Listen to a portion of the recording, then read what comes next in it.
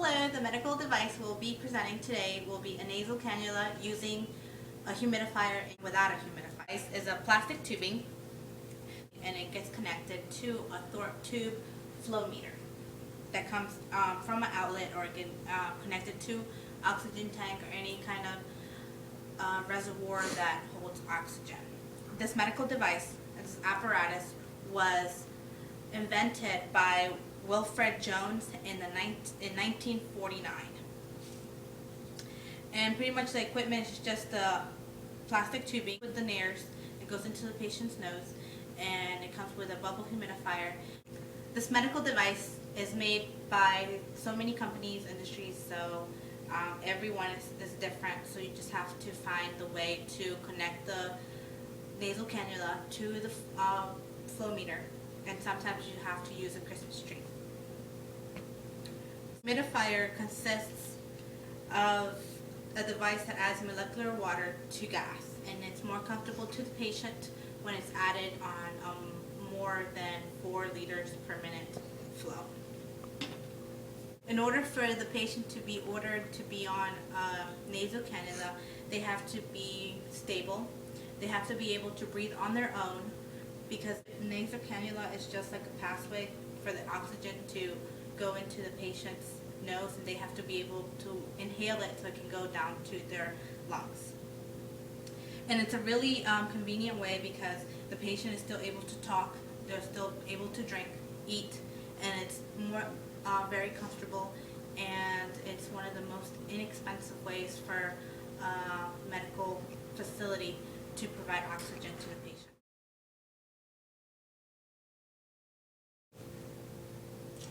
Hello, Ms. Matthews. My name is Candice Bell, and I'm going to be your respiratory therapist for today.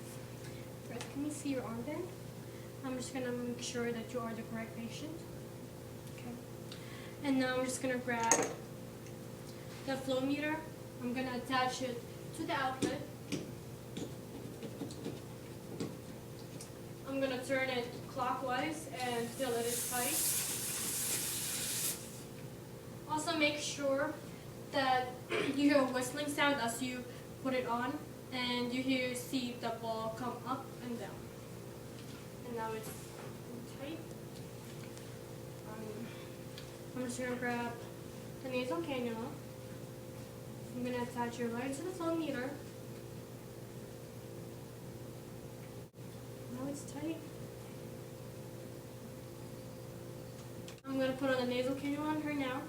I'm going to make sure that the prongs are facing towards her and the tubing is behind her ears.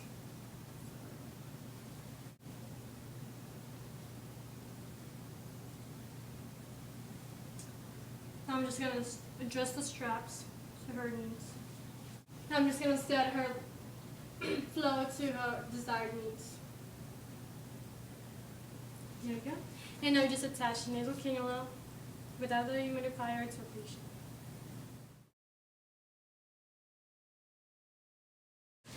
Hello, Ms. Matthews. How are you doing? Is everything all right? My nose is very dry. So now she says that her nose are very dry. I'm going to add on the bubble humidifier. It is usually used if the patient requested it, if the physician orders it, and if the flow is set to more than 4 liters per minute. So I'm just going to go ahead and wrap this. So first off, I'm going to turn off the flow. Take off the nasal cannula from the flow meter so I can put in the bubble humidifier. So I'm going to put it in right on the flow meter, turning it clockwise until it is tight. So now after you put it in, make sure you do a pressure test. You can do this by turning on the flow.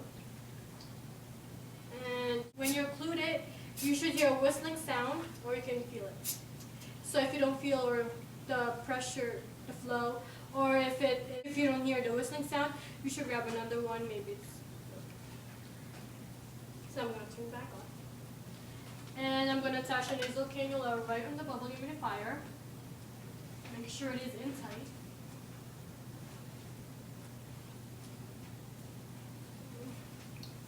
And I'm going to set the flow to it. And there you go. You just attach a nasal cannula to a bubble humidifier.